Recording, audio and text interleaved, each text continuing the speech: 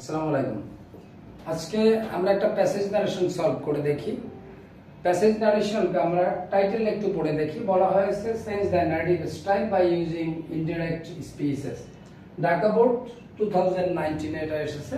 আমরা একটু কোশ্চেনটা সলভ করি। আমরা প্যাসেজ নারেশনগুলো যখন করব আমরা দুটো জিনিস খুঁজে বের করব। আমাদের প্রথম খুঁজে বের করতে হবে স্পিকার, তারপরে আমরা করব লিসেনার। এই দুটো জিনিস, স্পিকার এবং লিসেনার, এই দুটো জিনিস আমাদের জানা খুবই দরকার। স্পিকার মানে হলো বক্তা, যিনি কথা বলেন সে হলো স্পিকার, আর যিনি কথা শোনেন তিনি হলেন লিসেনার। এখন একই ব্যক্তি কখনো স্পিকার আবার কখনো লিসেনার। প্যাসেজ নারেশনটা আমরা যখন করব তখন এই দুটো খুঁজে আমরা বের করব। কোশ্চেন পড়ে দেখি। Where do you like to go sir, এখানে কম হবে।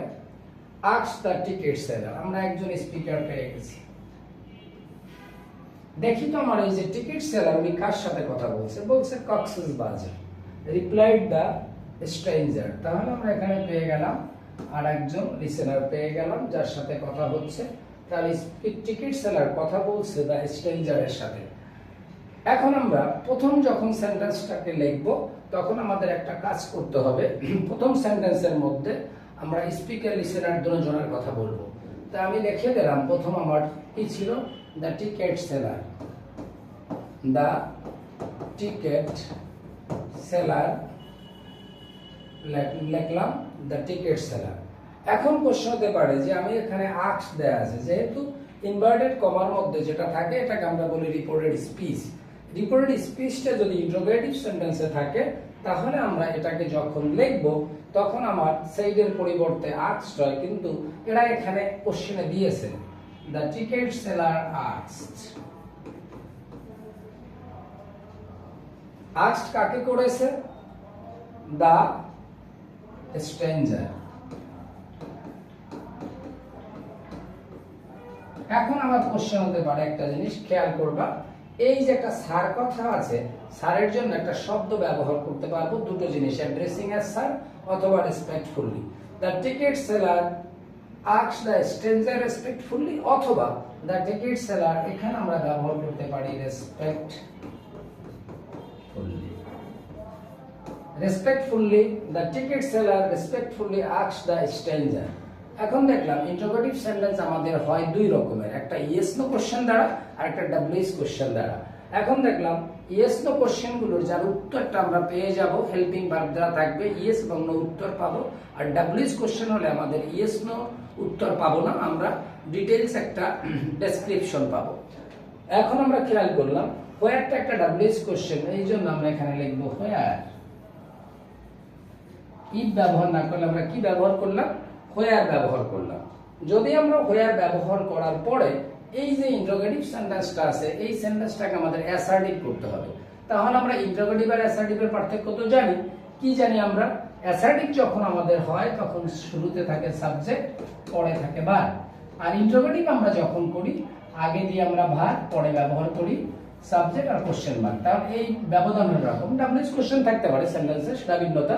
তাহলে এই সেন্টেন্সটাকে যদি অ্যাসার্টিভ করতে চাই তাহলে দেখি কি আমার এখানে ইউ পেলাম, এটা সাবজেক্ট। এই সাবজেক্টটা আবার দেখলাম যে আমার সেকেন্ড পারসন আছে। সেকেন্ড পারসন সব সময় ফলো করে রিপোর্টিং ভার্বের অবজেক্ট। আমার এখানে রিপোর্টিং ভার্ব পেয়েছিলাম এটা। এটার অবজেক্ট কি আছে? The stranger. তাহলে স্ট্রেঞ্জারের পরিবর্তে ইউ এর জায়গাটায় আমরা কি লিখব? হি। এরপরে দেখলাম যেটা আছে আমার প্রেজেন্ট ইনডিফিনিট টেন্সে, দেখো তো একটা ডু আছে।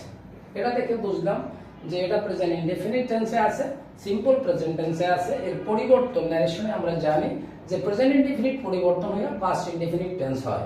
তাহলে হোয়ার, এই ডু এর পরে একটা কথা মনে রাখো, ইন্টারোগেটিভ সেন্টেন্সে ডু এর অর্থাৎ ডাব্লিউএস কোশ্চেনের পরে ডু অথবা ডাজ যদি থাকে এবং সেই ডু এবং এই ডাজের পরে যদি নট না থাকে, সেই ডু এবং ডাজটাকে তুমি ওমিট করে দেবা, বাদ দিবা।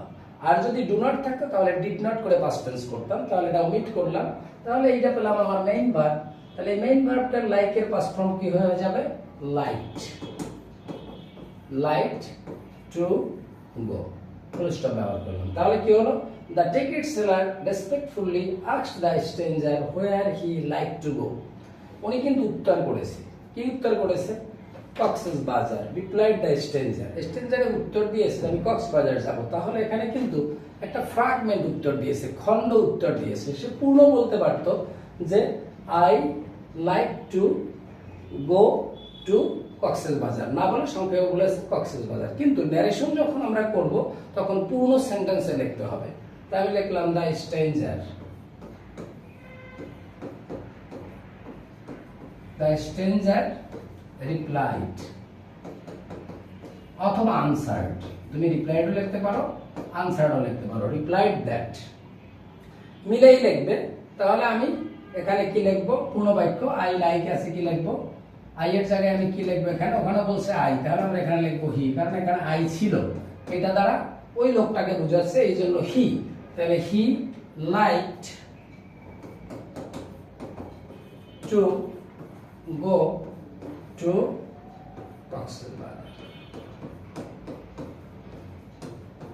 এখানে আমার কোশ্চেন ছিল লাইক দিয়া, এই জন্য উত্তরটা আমরা কিন্তু লাইক ব্যবহার করে করেছি। এটাও প্রেজেন্ট টেন্সে ছিল, ওটাও উত্তরটা প্রেজেন্ট টেন্সে দিয়েছে। এই জন্য আমরা কি লিখলাম? Replied that he like to go to Cox's Bazar. এখন তোমার কোশ্চেন হতে পারে যে এই যে হি ব্যবহার করলাম আমরা, এই হিটা দ্বারা কাকে বোঝানো হয়েছে? মূলত বোঝানো হয়েছে এখানে স্ট্রেঞ্জার ছিল, এখানে এই জন্য আমরা স্ট্রেঞ্জার এস লিখে দিতে পারি, কারণ দুইজন থার্ড পারসন আছে, এই জন্য কোনটা স্ট্রেঞ্জার আর কোনটা টিকিট সেলার সেটাকে বোঝানোর জন্য শুধু একটু এতটুকু কাজ করা হলো। এ পর্যন্ত শেষ। পরে আসো, how many tickets do you need. এই কথাটা কার? যে আপনার কয়টা টিকিট দরকার। এটা কি টিকিট সেলারের দরকার ই করেছে, যে মানে কথাটা বলেছে, না স্ট্রেঞ্জার বলেছে? তাহলে বলছে এটা টিকিট সেলারের কথা। তো এখন আমি টিকিট সেলার না লিখে আমি হি লিখি, আর ব্র্যাকেটে টি এস লিখে দিই, তার মানে টিকিট সেলার। তাহলে অ্যাগেইন আস্কড, অ্যাগেইনটা কেন লিখলাম সেইটা আগে একটু বুঝতে হবে। অ্যাগেইন আস্কড, অ্যাগেইন লিখলাম কারণ এই টিকিট সেলার মূলত আগে একটা কোশ্চেন সে করেছিল, দ্বিতীয়বার কোশ্চেন করার ফলে আমরা কি ব্যবহার করেছি? অ্যাগেইন শব্দটা ব্যবহার করেছি। তাহলে হি অ্যাগেইন আস্কড। এই হাউ এটা W S question, the how many, how much এগুলো একত্রে বসে যাবে। asked how many tickets, how many tickets। এই ইউ দ্বারা বোঝানো হয়েছে কারে? কারণ এখানে টিকিট সেলার, কিন্তু এটা সেকেন্ড পারসন অবজেক্টে যাবে, তার মানে এটা স্ট্রেঞ্জারকে বোঝানো হয়েছে। তাহলে হাউ মেনি টিকেটস হি নিডের পাস্ট ফর্ম কি? নিডেড। এখন দেখো এখানেও কিন্তু এই ডু ছিল, ডু এর পরে নট নেই, তাই এই ডুটাকে আমরা বাদ দিলাম। সেন্টেন্সটা অ্যাসার্টিভ হলো। কেমন করে? এই যে তুমি দেখো এটা হলো সাবজেক্ট, এটা হলো ভার্ব, তার মানে সাবজেক্ট ভার্বের পরে চলে গিয়ে এই সেন্টেন্সটা অ্যাসার্টিভ হয়ে গেল। পরে বলছে আই উইল বাই 5 টিকেটস। এই কথাটা কার? তাহলে কথা স্ট্রেঞ্জারের। তাহলে স্ট্রেঞ্জার যদি কথা বলে তাহলে কি লিখবো? হি রিপ্লাইড বা আনসার্ড দ্যাট, she replied বা আনসার্ড দ্যাট লিখলাম। আই দ্বারা মূলত বোঝানো হয়েছে কাকে? ওই লোকটাকে, এই জন্য আমরা কি লিখবো? হি। উইল থাকলে আমরা এটা কি করে দেই? উড ব্যবহার করি। উড, তারপরে শ্যাল, শুড, উইল, উড এর পরে বেস ফর্মই থাকে, যা আছে তাই। Buy 5 tickets, buy 5 tickets. তারপর বলছে take this tickets, they will cost 3000 taka, said the ticket seller। Ticket seller বললে যে টেক দিস টিকেট, এই টিকিটগুলো আপনি নেন। they will cost, এর দাম পড়বে 3000 টাকা, অর্থাৎ 3000 taka, said the ticket seller। তাহলে the ticket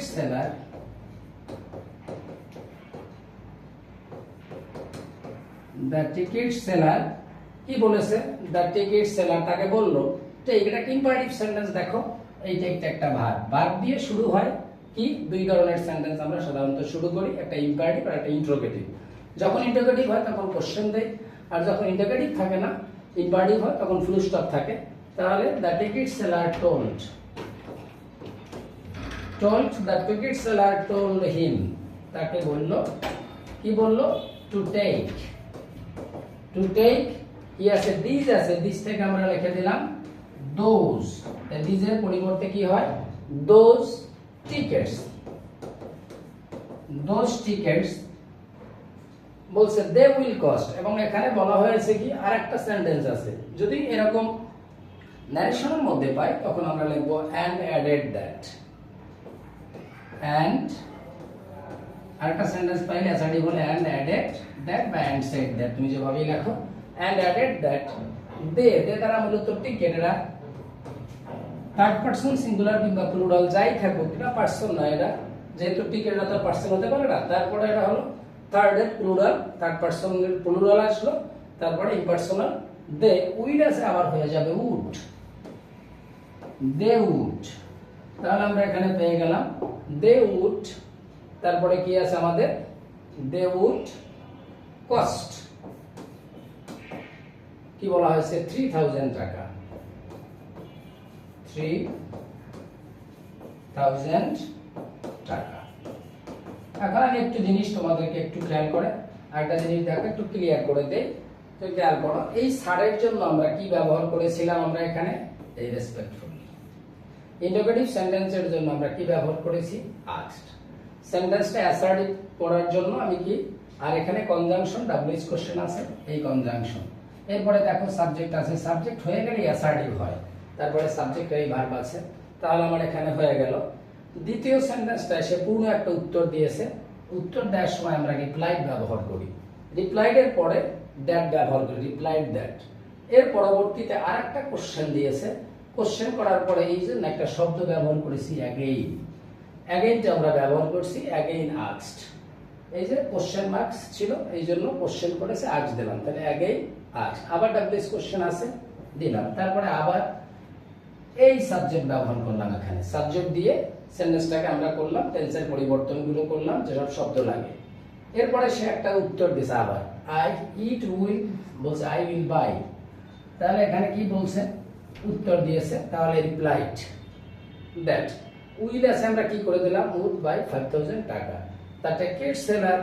পরের বাক্যটা দেখো ইম্পারেটিভ ছিল, এখন এখানে স্ট্রেঞ্জারও আর টিকেট সেলার এর মধ্যে একজন আরেকজনকে আমরা সাধারণত প্লিজ থাকলে রিকোয়েস্টেড লিখতে পারতাম, যেহেতু এখানে এরকম প্লিজ শব্দ তারা ব্যবহার করে নাই, তাদের মধ্যে চ্যারিটি থাকতে পারে, কিন্তু যেহেতু আমরা কোশ্চেনের মধ্যে কোনো প্লিজ পাইনি, তাই আমরা ওখানে কোনো রিকোয়েস্টেড লিখতে পারি নাই, বা অর্ডার তো হতেই পারে না, এই জন্য আমরা স্বাভাবিকভাবে ইম্পারেটিভ সেন্টেন্স যখন করব যার মধ্যে দুইজনের মধ্যে কে বড় কে ছোট এরকম কোনো থাকে না, তখন আমরা টোল ব্যবহার করি, টোল্ড হিম। তারপরে ইম্পারেটিভ সেন্টেন্সগুলোকে আমরা টু দ্বারা যোগ করি, তবে লেট থাকলে কিন্তু ইম্পারেটিভ দ্যাট দ্বারা যোগ করতে হয়, কিন্তু সাধারণত অন্যভাবে কি করি টু দ্বারা যোগ করি। টু টেক দিস থাকলে আমরা দেখো এখানে একটা ছিল কি দিস, এই যে দিস পরিবর্তনে আমরা এখানে কি লিখেছি দোজ, এই দোজ এগুলো পরিবর্তন, নিকটবাচক শব্দগুলোকে দূরত্ববাচক শব্দে পরিবর্তন করি, তখন দিস থাকলে কি হয়ে যায় ইনডাইরেক্ট করলে দোজ হয়, টিকেটস। এরপরে দেখো এখানে দুটো সেন্টেন্স ছিল, এখান থেকে ইনভার্টেড কমা শুরু হয়েছে, এখানে ফুল স্টপ, তারপর আরেকটা অ্যাসার্টিভ আছে, এই জন্য আমরা এখানে লিখছি and added that, and added that. এর পরবর্তীতে যা আছে টেন্স অনুযায়ী পরিবর্তন করে দিলাম। মডাল থাকলে এই যে দেখো উইল আছে এই জন্য উড করেছি, ক্যান থাকলে আমরা কুড করতাম, মে থাকলে মাইট করতাম। মনে রাখবো shall should will would can could এগুলো থাকলে এগুলো পরিবর্তন হলে পরবর্তীতে যে বেস ফর্ম থাকে V1 এটার কোনো পরিবর্তন ঘটে না। প্যাসেজ দ্বারেশন তাহলে সার্বিকভাবে কি স্পিক এন্ড লিসেনার খুঁজে বের করবো, টেন্সটা দেখবো, সেন্টেন্স দেখবো, অন্যান্যগুলো দেখে আমরা সমাপ্তি করবো। ধন্যবাদ, আসসালামু আলাইকুম, বাই বাই।